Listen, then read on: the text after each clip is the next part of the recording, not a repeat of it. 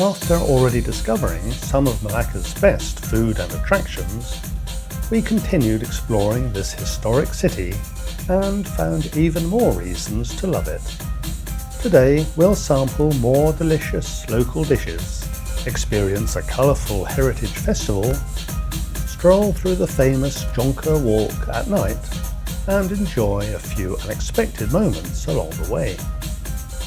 Come with us as we continue our Melaka adventure, discovering the culture, flavours and hidden surprises that make the city so special.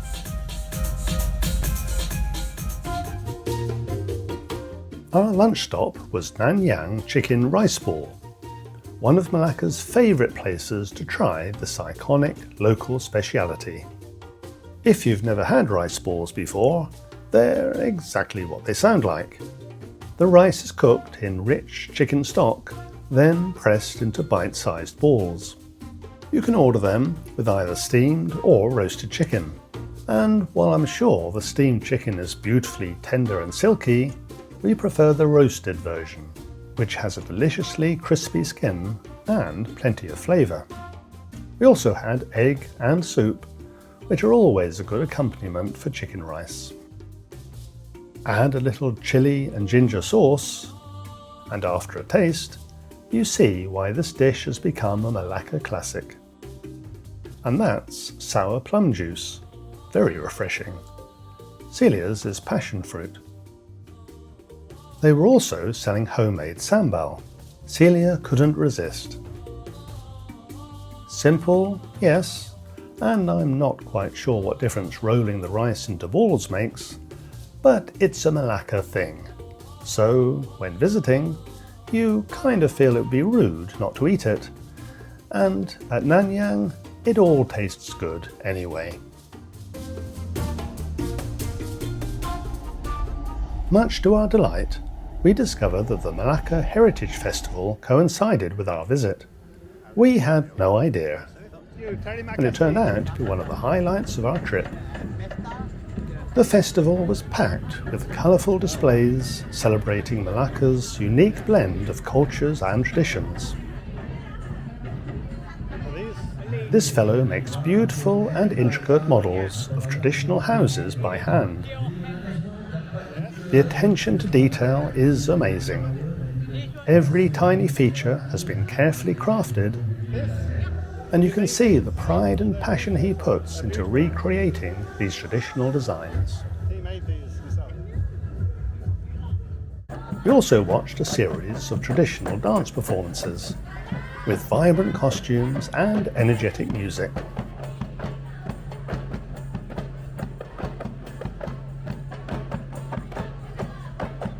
And there were Malaysian games to have a go at.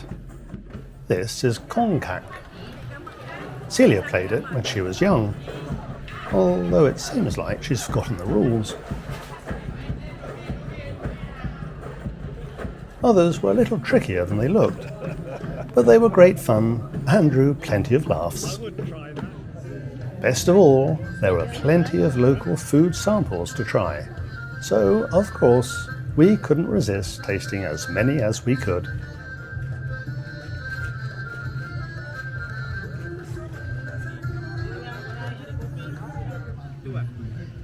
Asam laksa, a little too sour for my taste. Pungent. Yes, not quite for me this one. Pandan cakes, spring rolls, and of course curry puffs.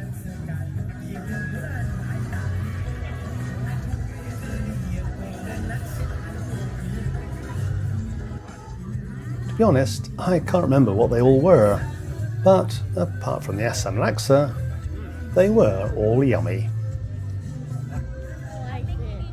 This lady was making kuih onde-onde. These little cakes, or desserts, I'm not sure which, are my favourite. We buy them regularly from our local store, but I'd never seen them made before. However, she said we had to return an hour later if we wanted to try them. We made a note. so we took a break from the food and entertainment to have a cooling watermelon juice by the river. There's no denying it was fresh. And we saw this huge monitor lizard just below. He took an interest in us, but soon had something much more interesting to occupy him. A very impressive meal. Big one too. Should feed him for a week, I would think.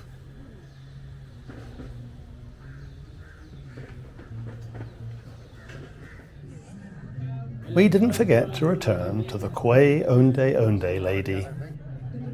She'd finished preparing the ingredients and was ready to cook. What are they? They're little green rice flour balls filled with melted palm sugar, boiled until they float to the surface, then coated in freshly grated coconut. When you bite into them, the sweet guala Melaka bursts out, making them a delicious little treat. I can't get enough of them.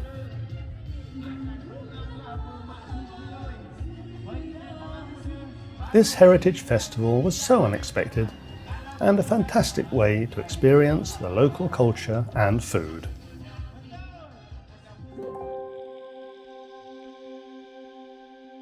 For dinner, we headed to Paranakan Mansion to enjoy more of the authentic Nyonya cuisine that Melaka is famous for.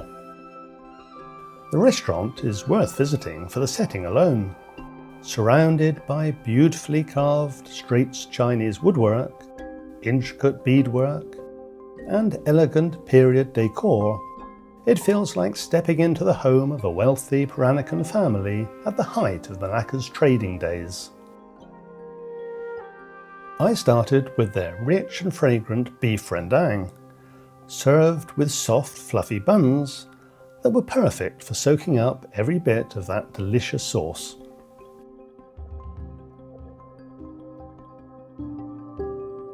Celia chose the sambal pad thai. Pad thai, also known as stink beans, is one of those love it or hate it ingredients. Celia loves it. I take the other view. But if you're a fan, this dish is packed with flavour and has just the right amount of spice. So she told me. To finish, we couldn't resist the sago pudding. It was cool, creamy and lightly sweet, making it the perfect end to a satisfying meal. This was pretty special. Delicious Nyonya flavours in a beautiful traditional Paranakan setting. Very Melaka.